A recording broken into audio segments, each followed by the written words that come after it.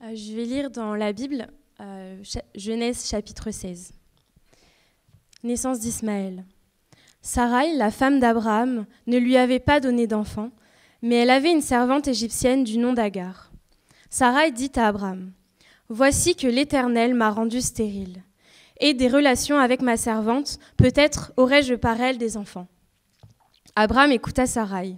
Alors Sarai, la femme d'Abraham, prit l'Égyptienne Agar, qui était sa servante, et elle la donna pour femme à son mari Abraham, après 10 ans après l'installation d'Abraham dans le pays de Canaan. Il eut des relations avec Agar, et celle-ci tomba enceinte. Quand elle se vit enceinte, elle regarda sa maîtresse avec mépris. Sarai dit à Abraham, « L'injure qui m'est faite retombe sur toi. C'est moi qui ai mis ma servante dans tes bras, mais quand elle a vu qu'elle était enceinte, elle m'a regardée avec mépris. Que l'Éternel soit juge entre toi et moi. » Abraham répondit à Sarai, « Ta servante est en ton pouvoir, traite-la comme tu le jugeras bon. » Alors Sarai maltraita Agar, de sorte que celle-ci s'enfuit loin d'elle. L'ange de l'Éternel la trouva près d'une source d'eau dans le désert, près de la source qui est sur le chemin de Shur. Il dit, « Agar, servante de Sarai, d'où viens-tu et où vas-tu » Elle répondit, « Je m'enfuis loin de Sarai, ma maîtresse. » L'ange de l'Éternel lui dit, « Retourne vers ta maîtresse et humilie-toi sous son pouvoir. » Puis l'ange de l'Éternel lui affirma, « Je multiplierai ta descendance. Elle sera si nombreuse qu'on ne pourra pas la compter. » L'ange de l'Éternel lui dit, « Te voici enceinte.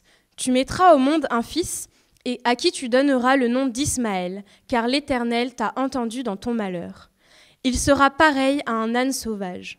Sa main sera contre tous, et la main de tous sera contre lui.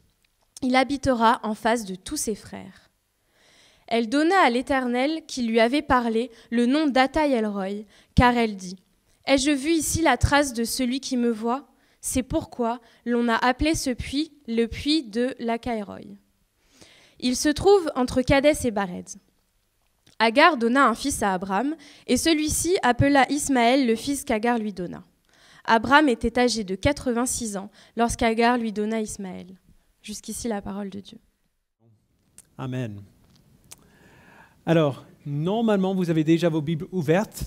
À Genèse chapitre 16, gardez-les bien ouvertes. Avant de nous pencher directement dans le texte, il faut quand même qu'on parle un petit peu parce que ce texte, vous avez sûrement remarqué, va nous confronter avec un type de problème particulier qu'on voit assez souvent dans la Bible.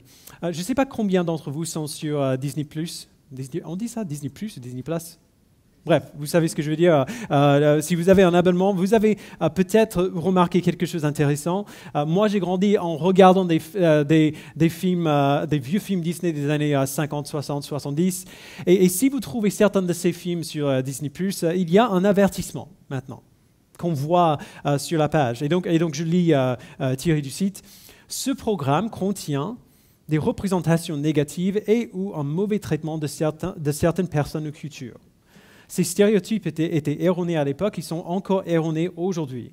Plutôt que de retirer ce contenu, nous voulons reconnaître son effet négatif, en tirer des leçons et provoquer une conversation pour créer ensemble un futur plus inclusif. Alors, je pense que la plupart d'entre nous seraient plutôt d'accord avec Disney à ce sujet. Il y avait certains sujets, certaines choses qui étaient généralement acceptées par une grande partie de la culture à une certaine époque. Par exemple, des propos, des caricatures racistes, c'est souvent le cas dans ces films dont il parle. Ces choses qui étaient acceptées à l'époque, qui ne seraient plus acceptées aujourd'hui. Et c'est bien que les choses aient changé. C'est bien que ce soit le cas. Il y a beaucoup de choses qui se sont passées dans le passé qui ne devraient pas être acceptées. Mais ça ne veut pas dire qu'on devrait faire comme si ces choses ne se sont pas passées, qu'on devrait essayer simplement d'effacer le passé. Et ça ne veut pas dire non plus que le fait d'en parler veut dire qu'on approuve ces choses. Je dis cela parce que beaucoup de gens viennent à la Bible en imaginant que si la Bible parle de quelque chose, ou si elle dit que quelqu'un que nous considérons comme un des héros de la foi, entre guillemets, comme David, Abraham, Moïse, si la Bible dit qu'une de ces personnes ont fait quelque chose, ça veut dire nécessairement que la Bible approuve de ce qu'ils ont fait. Un bon exemple, on l'a vu dans le texte qu'on vient de lire. Sarai, la femme d'Abraham, est stérile, elle ne peut pas avoir d'enfant, et donc elle donne à son mari, Abraham, sa servante, Agar, pour qu'il couche avec elle et qu'elle tombe enceinte, pour qu'elle ait un bébé pour Sarai. Alors Abraham le fait. Il prend la servante de Sarai et, pour le dire un peu crûment, il la viole. Elle ne peut pas refuser. Et elle tombe enceinte. Et ça, c'est juste le début de l'histoire. Alors, bien sûr, ce qu'on voit dans ce texte est affreux. C'est horrible. Et certaines personnes, quand on lit ce texte pour la première fois, on est assez frustré ou même désillusionné parfois par le fait que Moïse, l'auteur de ce livre, ne dit jamais explicitement ce qui se passe dans Genèse 16, c'est pas bien. Il ne dit jamais. Les gens prennent son silence comme un signe que Dieu n'a pas de problème avec ce qui se passe ici. Et c'est faux. Il faut bien le dire. Moïse ou n'importe quel auteur biblique n'a pas besoin d'éditorialiser et nous dire « ça ne va pas » quand clairement ça ne va pas. On voit par le contexte que ça ne va pas. On peut voir du reste de la Bible que ça ne va pas. Le fait que Dieu a permis quelque chose ne veut pas dire qu'il approuve de cette chose. Il vous a déjà permis, vous, de faire quelque chose qu'il n'approuve pas? Moi aussi. Est-ce que ça veut dire que finalement, ce n'est pas si grave que ça? Bien sûr que non. Ou alors, pour le regarder sous un autre angle, est-ce que Dieu s'est même servi de cet acte pour faire autre chose dans votre vie, par exemple, pour vous aider à mieux comprendre votre besoin d'un sauveur? C'est souvent ce que Dieu fait. On doit garder tout cela en tête quand on lit ce texte parce que ce qu'on y voit, comme on l'a dit, c'est assez tordu quand même. C'est un texte vraiment difficile. Quand on commence au verset 1 de Genèse chapitre 16, Moïse nous rappelle déjà le problème qu'on a vu déjà depuis quelques semaines. Verset 1, Sarai, la femme d'Abraham, ne lui avait pas donné d'enfant. Alors ça, c'est au fond de nos esprits depuis plusieurs semaines maintenant. Sarai est stérile, elle ne peut pas avoir d'enfant. Et ce fait, cette réalité-là semble contredire tout ce que Dieu avait dit à Abraham avant. On se souvient de sa promesse au chapitre 12, quand Dieu a dit « Je ferai de toi une grande nation », une promesse qu'il a redit au chapitre 15 en disant que ton propre fils sera ton héritier. Il dit « Regarde les étoiles, telle sera ta descendance ». Cette promesse semblait impossible, au moins dans la situation actuelle, parce que Sarai est stérile. On voit au verset 2 que Sarai est loin de penser que Dieu pourrait accomplir sa promesse à travers elle. Parce qu'elle dit, verset 2, « Voici que l'Éternel m'a rendu stérile. » Alors, bien sûr, dans un sens, c'est vrai. Dieu est souverain, mais ce qui vient par la suite nous montre clairement qu'elle ne voit pas sa stérilité, le fait qu'elle ne peut pas avoir d'enfant, comme un cadeau de la part de Dieu. Elle ne voit pas ça comme une bonne chose. Évidemment, c'est normal qu'elle ait du mal avec ça. Mais ce qu'on voit dans la Bible, c'est que souvent, c'est le cas. Genre, il y a quelque chose de difficile qui arrive, mais parce que Dieu veut faire quelque chose de plus grand après. Vous vous souvenez dans l'évangile de Jean, quand Lazare meurt et Jésus dit à ses disciples, donc c'est dans Jean chapitre 11, il dit « Lazare est mort et à cause de vous, afin que vous croyiez, je me réjouis de ce que je n'étais pas là. » Pour guérir Lazare avant sa mort. Pourquoi? Parce que c'est impressionnant de guérir quelqu'un qui est malade, c'est nettement plus impressionnant de ressusciter un mort. Alors oui, cette chose difficile est arrivée à Sarai, mais elle est arrivée parce que Dieu voulait faire quelque chose d'incroyable, qu'on va voir dans quelques semaines. Mais clairement, à ce moment, Sarai ne pense pas comme ça. Elle ne réfléchit pas de cette manière. Elle veut un enfant, elle veut voir Abraham recevoir l'accomplissement de la promesse de Dieu, et donc, elle a une idée. Ce n'est pas une idée originale qui vient d'elle. C'était une pratique courante à l'époque dans cette culture. Et c'est pour cela que j'ai parlé des biais culturels au début. On doit se souvenir bien que ces gens ne voyaient pas cette pratique comme quelque chose d'anormal ou affreux. Sarai a une servante égyptienne qui s'appelle Agar. Alors, vraiment, c'est une esclave. Sarai demande à Abraham de prendre Agar pour sa femme, pour qu'il couche avec elle, afin que Sarai puisse avoir l'enfant d'Agar. Alors, mettons de côté, juste pour un instant, le fait que c'est horrible. Ce n'est même pas le seul problème ici. L'autre problème, c'est qu'en plus, d'être horrible, Abraham aurait dû savoir qu'il ne fallait pas le faire. Dieu était venu à Abraham quand Sarai était sa seule femme, et il lui avait promis qu'il lui donnerait un fils. Alors on comprend par le contexte, par la femme qu'il avait, par Sarai, et que cet enfant serait l'accomplissement de la promesse que Dieu avait faite à Abraham. Abraham croyait clairement que Dieu pouvait le faire, mais Dieu ne l'avait pas encore fait.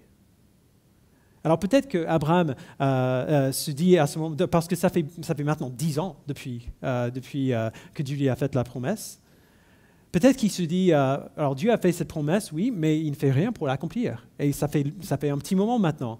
Et donc peut-être que je peux lui donner un coup de main pour essayer d'accélérer les choses un petit peu. Peut-être que c'est comme ça qu'il veut l'accomplir. En tout cas, il accepte l'idée de Sarai. Et c'est là où les problèmes commencent. Verset 4. Abraham eut des relations avec Agar et celle-ci tomba enceinte. Quand elle se vit enceinte, elle regarda sa maîtresse avec mépris. Alors évidemment, ce n'est pas bien de regarder qui que ce soit avec mépris, mais quand même on comprend. On comprend Agar. On voit dans ce texte et dans ce qui viendra après que Sarai était probablement une femme un peu difficile. Elle a une personnalité bien forte, qu'on voit.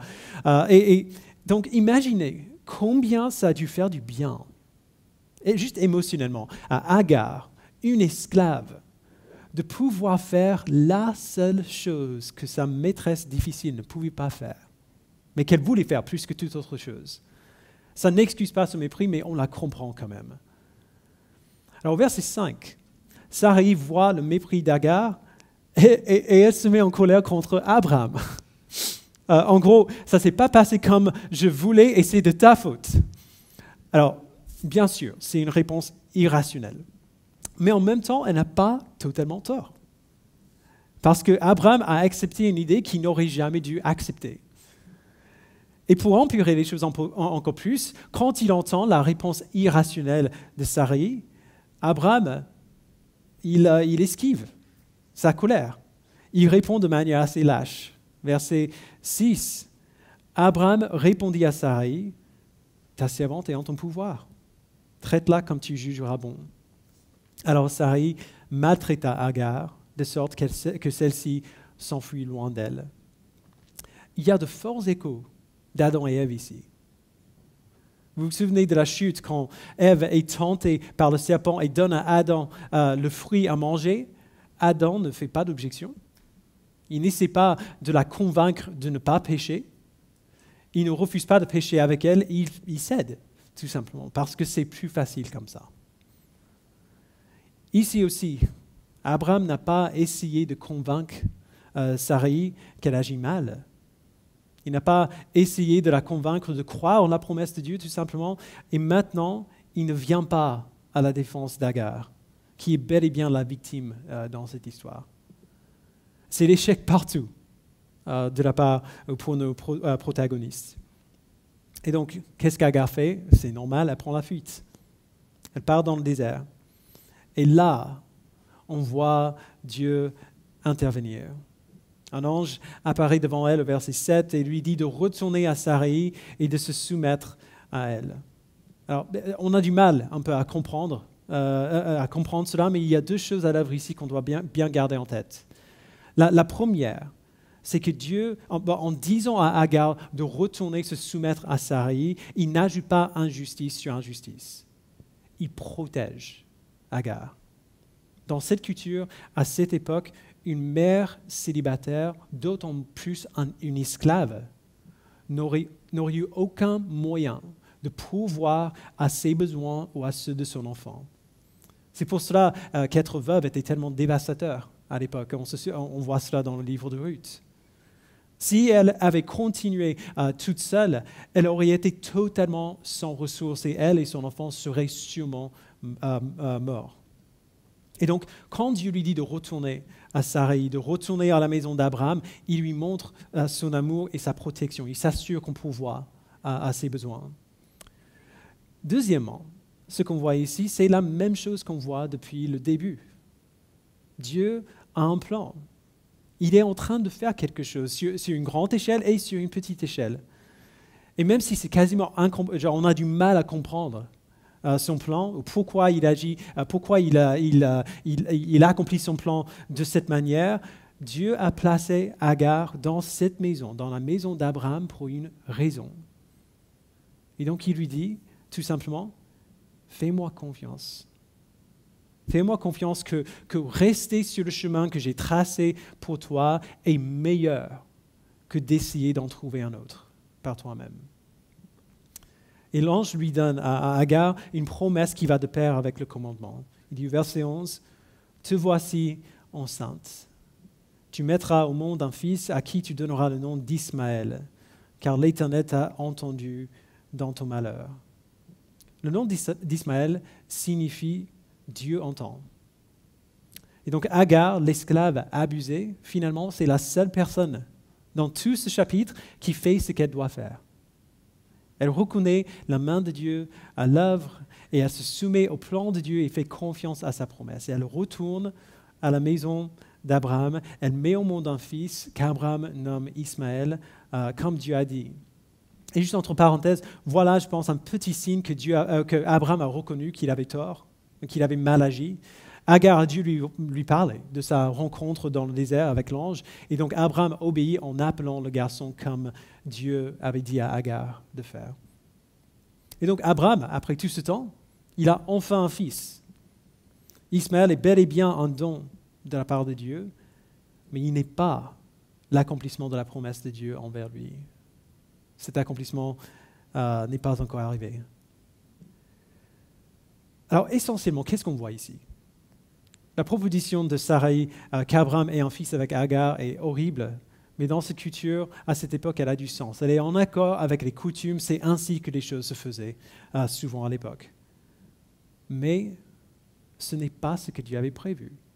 Même en dehors de toute question morale, ce n'est pas ce qu'il avait prévu. Ce n'est pas ainsi qu'il avait prévu d'accomplir son plan pour Abraham. Et par conséquent, parce qu'ils ont allé à l'encontre de la promesse de Dieu, on voit une rivalité naître entre Sarai et Agar, on voit la faiblesse d'Abraham et on voit la miséricorde de Dieu envers Agar qui n'aurait jamais été nécessaire si Abraham et Sarai avaient fait confiance à la puissance de Dieu pour accomplir sa promesse comme il avait dit. Alors bien sûr, on peut voir comment une telle chose aurait pu se passer. Cette histoire est une image parfaite du type de peur, de jalousie, de colère que nous voyons tout le temps manifester dans nos vies. Alors on les voit de manière extrême ici, mais les insécurités et le péché qui motivent ces personnes nous motivent aussi bien souvent. Alors on peut comprendre comment tout cela pourrait se passer. La question, c'est pourquoi est-ce que Moïse, donc l'auteur de ce livre, pourquoi est-ce qu'il veut prendre le temps pour nous raconter cette histoire? Si l'histoire est relativement facile à comprendre, juste de manière superficielle, on comprend ce qui motive les personnages dans cette histoire. Pourquoi est-ce qu'il veut prendre le temps pour nous le raconter? Ce n'est pas simplement pour expliquer comment Abraham a eu un autre fils qu'Isaac. L'auteur souligne ici trois difficultés principales que le peuple de Dieu a toujours eues en rapport aux promesses de Dieu envers eux. Les difficultés d'imaginer ces promesses, de connaître ces promesses et de croire à ces promesses. Alors cette histoire qu'on a vue est une image parfaite de ce qui se passe quand Dieu fait une promesse et quand on ne fait pas tout à fait confiance à sa promesse. Il y a une tentation forte parmi le peuple de Dieu de prendre eux-mêmes les choses en main quand les promesses de Dieu semblent impossibles. On le voit à plein de reprises dans la Bible. On le voit ici, on le voit plus tard, quand le peuple d'Israël sont chassés par le Pharaon après l'exode d'Égypte, et ils ne savent pas comment Dieu pourra les sauver. Genre, ils ont la mer Rouge devant, le Pharaon devant. Qu'est-ce qu'on peut faire? Qu'est-ce que Dieu peut faire là? On le voit après, quand ils ont faim dans le désert, ils ne peuvent pas voir comment Dieu peut leur donner de la nourriture. On le voit après cela encore, quand ils demandent un roi, alors que Dieu leur avait déjà dit qu'il est le seul roi qu'il leur faut. Et encore, et encore, et encore. Quand le peuple de Dieu est face à un problème, il est vraiment tentant d'essayer de forcer une solution au problème plutôt que de faire confiance aux promesses de Dieu. Et c'est compréhensible. Parfois, Dieu promet des choses qui seraient, dans des circonstances ordinaires en tout cas, impossibles, comme on voit ici. Mais Dieu, on a le pharaon devant nous, derrière nous, la mer Rouge devant. Ne t'inquiète pas, je m'en occupe. Ok. Mais Dieu, ma femme est stérile, littéralement, son corps ne peut pas produire d'enfant. Je sais bien. Ne t'inquiète pas. Vous aurez un fils quand même, et par tes descendants, je bénirai le monde entier. C'est quand même dur à croire. Dieu donne une promesse impossible à Abraham. Abraham a cru que Dieu l'accomplirait, mais il ne semble pas être très au clair sur les détails, sur comment ça va se passer, sur à quel point Dieu pouvait faire des miracles. Clairement, Dieu avait un peu de pouvoir. On a vu, il a permis à Abraham de vaincre une armée ennemie avec 300 hommes. Mais faire qu'une vieille femme stérile tombe enceinte et porte un bébé jusqu'au terme, sûrement pas ça, quand même. Abraham et Sarai ne voient pas comment ça pourrait être possible, et donc ils essaient de trouver une solution logique par eux-mêmes. Alors je l'ai dit dans le passé, mais je crois qu'une des difficultés principales en tant que chrétien, à n'importe quel moment de notre vie chrétienne, c'est un manque d'imagination. Tout simplement. C'est une des raisons pour lesquelles la littérature, extra-biblique aussi, mais dans la Bible, la littérature prophétique et apocalyptique dans la Bible est tellement précieuse pour nous. Le livre de l'Apocalypse, si vous n'avez jamais lu, contient des images qui sont bien plus qu'étranges. On y voit un dragon avec 7 têtes et 10 cornes qui porte des couronnes et s'apprête à manger un bébé juste après sa naissance. Ne vous inquiétez pas, le bébé va bien. On y voit des bêtes, des hybrides de plusieurs animaux différents. On y voit Jésus qui arrive sur un cheval blanc avec des cheveux blancs brillants, un tatouage sur ses cuisses et une épée qui sort de sa bouche, quand même.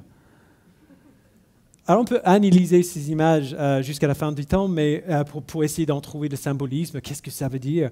Mais en faisant comme ça, on rate parfois qu'un des buts principaux de ces livres-là n'est pas de nous donner un message codé de la part de Dieu, qu'on aura besoin de déchiffrer jusqu'à la fin des jours. Ce qu'il essaie de faire, c'est d'éveiller notre imagination. Il nous donne ces images hallucinantes comme ça pour nous rappeler que ce qui se passe vraiment derrière le rideau dans le monde spirituel est bien plus grand, bien au-delà de ce que nous pouvons concevoir dans nos petits esprits limités. Un des plus grands problèmes du peuple de Dieu dans la Bible et encore aujourd'hui, c'est un manque d'imagination. Le peuple de Dieu voit ces promesses qui semblent totalement impossibles. Et puisqu'ils n'arrivent pas à imaginer comment ces choses pourraient se réaliser, ils doutent. Ils essaient de trouver une solution plus immédiate, plus logique aux problèmes devant eux. Établir un roi, retourner en Égypte, faire que la servante de ta femme ait un bébé pour elle. Mais voici la vérité que la Bible nous dit du début à la fin. Toutes choses sont possibles pour Dieu. Toutes choses. Que vous arriviez à l'imaginer ou non, toutes choses sont possibles pour Dieu. La lutte pour le peuple de Dieu, notre lutte, c'est de voir cela, d'avoir assez d'imagination pour comprendre que même si on n'arrive pas à comprendre comment Dieu pourrait accomplir sa promesse, eh bien, il peut le faire. On n'a pas besoin de pouvoir visualiser la solution au problème pour que la solution vienne de lui quand même. Quelle que soit la promesse ou l'impossibilité que nous trouvons dans sa promesse, eh bien, il peut le faire. Alors, on pourrait s'arrêter là, mais il ne faut pas.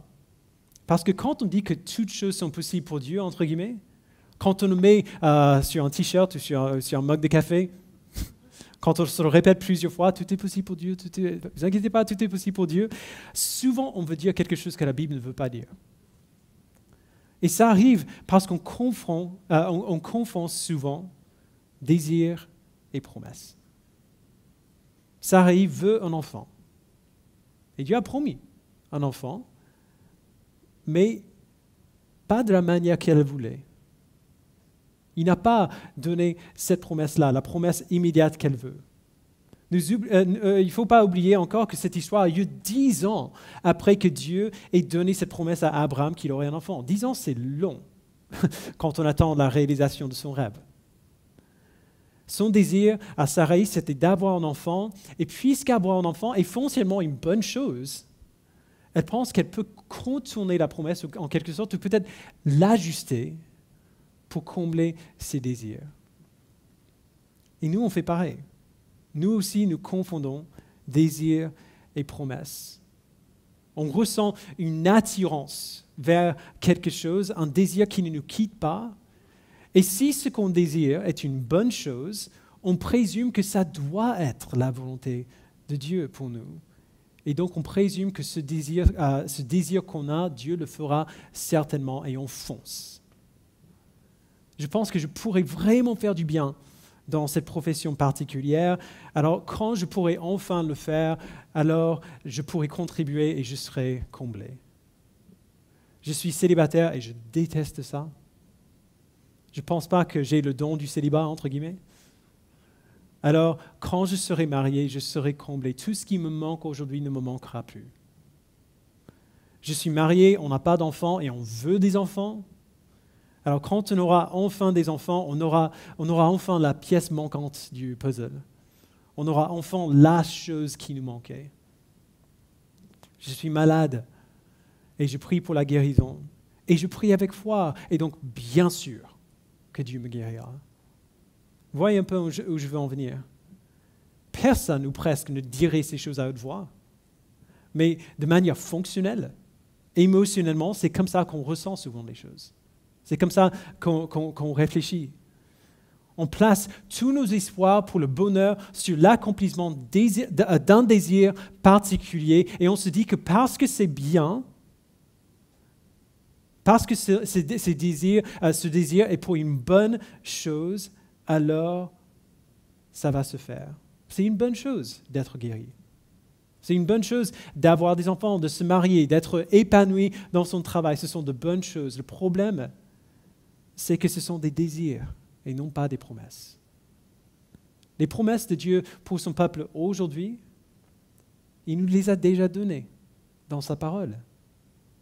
Vous vous souvenez de ce qu'on a vu dans 2 Pierre 1, verset 3, il y a quelques semaines, il y a quelques mois maintenant peut-être.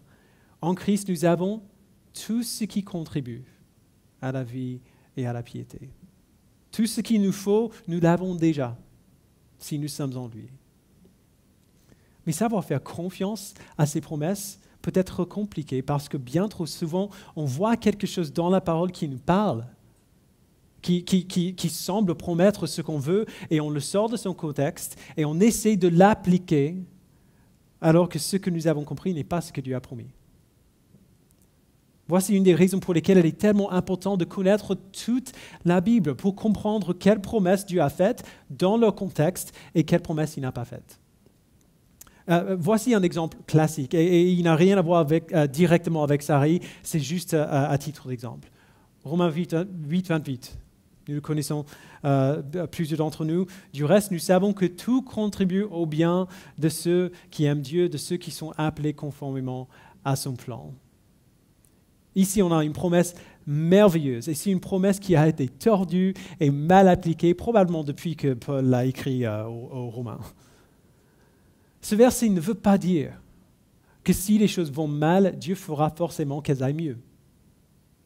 Ce n'est pas ce qu'elle promet ici. Elles iront mieux un jour, au retour de Christ, mais dans cette vie, il est possible que des choses aillent de pire en pire. Il est possible qu'on n'obtienne pas le travail qu'on veut, qu'on ne se marie pas, qu'on n'ait pas d'enfants, qu'on ne soit pas guéri. Nous n'avons aucune promesse que tous les problèmes de nos vies se régleront avant notre mort. Alors il faut bien comprendre, quand Paul a dit que tout contribue à notre bien, il dit la vérité. Il ne ment pas. Mais le bien en question ici n'est pas la fin de notre douleur. Ce n'est pas la fin de notre souffrance. il nous dit quel est le bien dont il parle dans le verset suivant. Donc lisons encore le verset 28 et on va continuer cette fois-ci. Du reste, nous savons que tout contribue au bien de ceux qui aiment Dieu, de ceux qui sont appelés conformément à son plan. En effet, ceux qu'il a connus d'avance, il les a aussi prédestinés à devenir conformes à l'image de son Fils. Notre bien ultime, le bien que Dieu œuvre dans nos vies à travers chaque situation dans laquelle on se trouve, c'est que nous devenions conformes à l'image de Jésus-Christ. Que nous soyons modelés et formés dans son caractère et à son image. Voilà le bien que Dieu œuvre en nous, qu'il utilise chaque situation pour produire ce bien. Si nous connaissons les promesses de Dieu, si nous prenons au sérieux notre éducation chrétienne, notre éducation dans ce que Dieu a promis à son peuple et ce qu'il n'a pas promis à son peuple, nous serions épargnés de bien des malheurs. Mais si on fait ça, et on doit le faire, si on fait ça, un autre problème, une autre difficulté se présente. Revenons à notre exemple. Quand on prend Romains 8, 28 comme ça, et on voit que tout ce qui nous arrive sert à nous rendre plus conformes à l'image de Christ, cette promesse devient peut-être un peu difficile à croire. Parce qu'on a du mal à voir comment certaines situations pourraient nous rendre plus conformes à l'image de Christ, plus semblables à Jésus-Christ. Comment l'échec moral grave pourrait-il nous rendre plus semblables à Christ ? Comment les blessures qu'on subit de la part des autres pourraient nous rendre semblables à lui? Comment la souffrance inexplicable, comme un cancer ou un accident de voiture qui tue quelqu'un qu'on aime, pourrait nous rendre semblables à lui?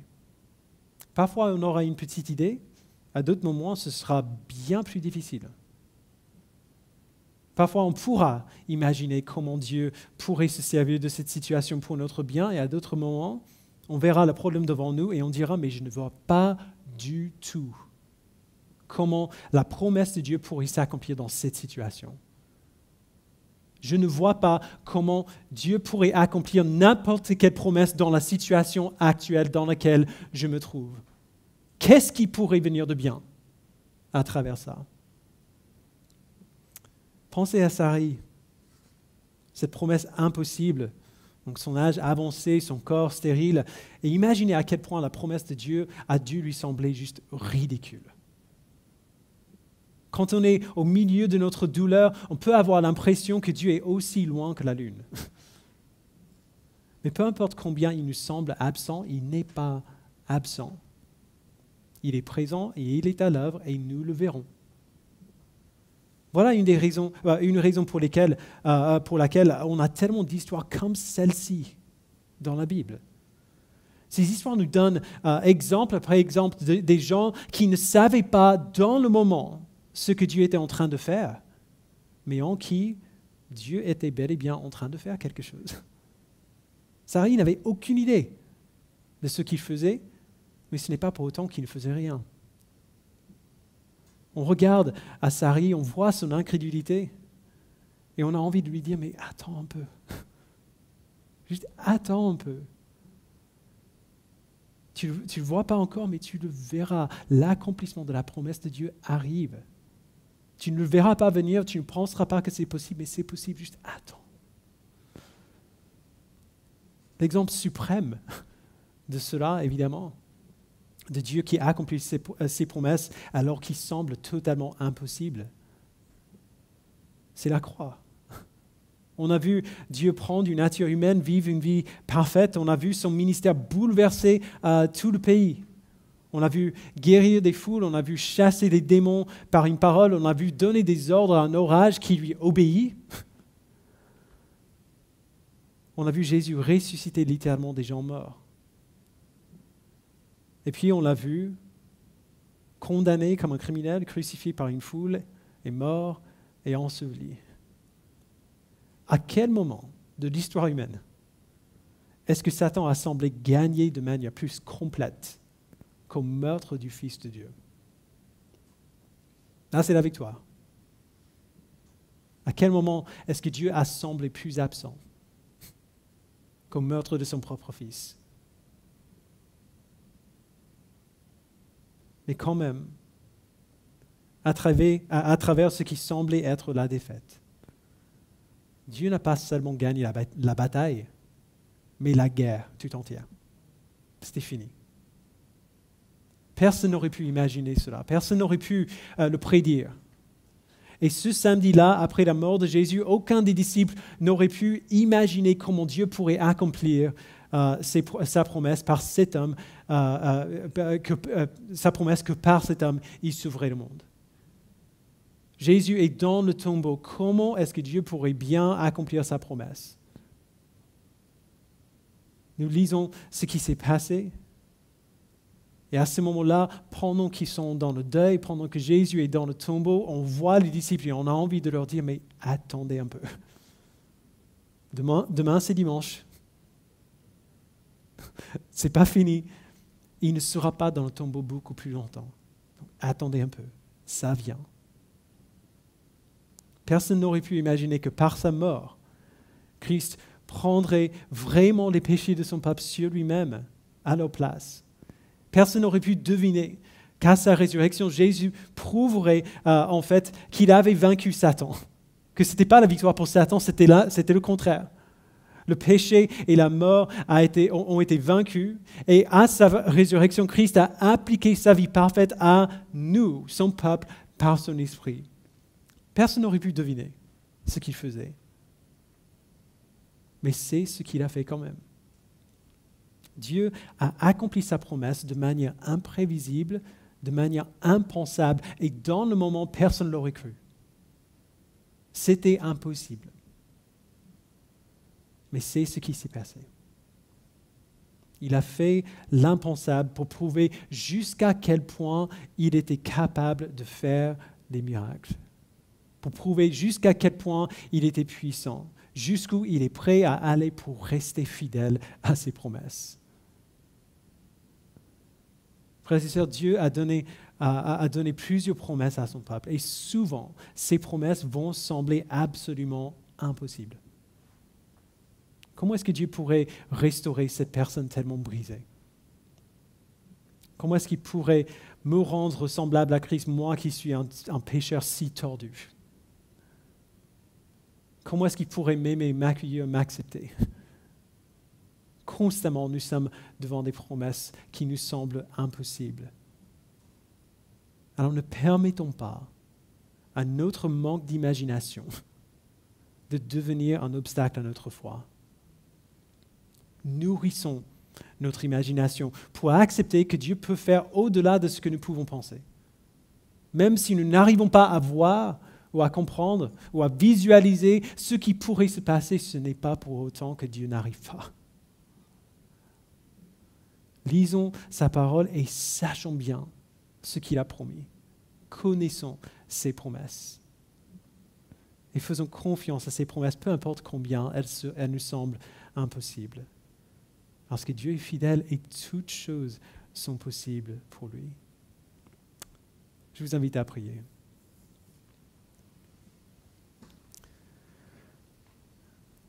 Père, nous te remercions pour des histoires que tu nous racontes dans ta parole. Des gens qui sont face à une situation, une difficulté pour laquelle on ne voit aucune solution possible. Merci Père pour ces histoires dans lesquelles tu donnes une promesse qui semble complètement ridicule, totalement impensable. Et dans ces histoires, on te voit accomplir ta promesse quand même. Je prie, Père, que tu nous pardonnes notre logique adulte occidentale du XXIe siècle. Que tu nous permettes d'avoir une imagination bien plus élargie, de ne pas permettre à notre raison d'être un obstacle à notre foi. Fais en sorte, Père, que notre raison puisse s'élargir un petit peu pour comprendre que tu peux faire au-delà de ce que nous pouvons raisonner. Que tu fais au-delà de ce que nous pouvons comprendre. Donne-nous, Père, de croire que tu peux faire l'impossible. De connaître les promesses que tu as données à ton peuple. Pour notre bien, pour notre joie en toi, et donne-nous de nous appuyer sur ces promesses, peu importe à quel point elles semblent impossibles. Tu as déjà accompli au-delà de ce qu'on pourrait imaginer quand tu as envoyé ton Fils vivre et mourir et ressusciter pour nous. Tu as déjà accompli au-delà de ce qu'on peut imaginer quand tu as donné ton esprit et établi ton Église. Et fais en sorte que ta parole soit transmise et protégée et préservée pour arriver jusqu'à nous aujourd'hui. Quand tu nous as donné la foi, quand tu as ouvert nos yeux pour voir la grandeur de ta gloire, tu as fait l'impossible. Donne-nous, Père, de croire que tu peux encore le faire. Que c'est ça ton métier. Faire l'impossible pour ta gloire. Donne-nous une grande foi pour le croire.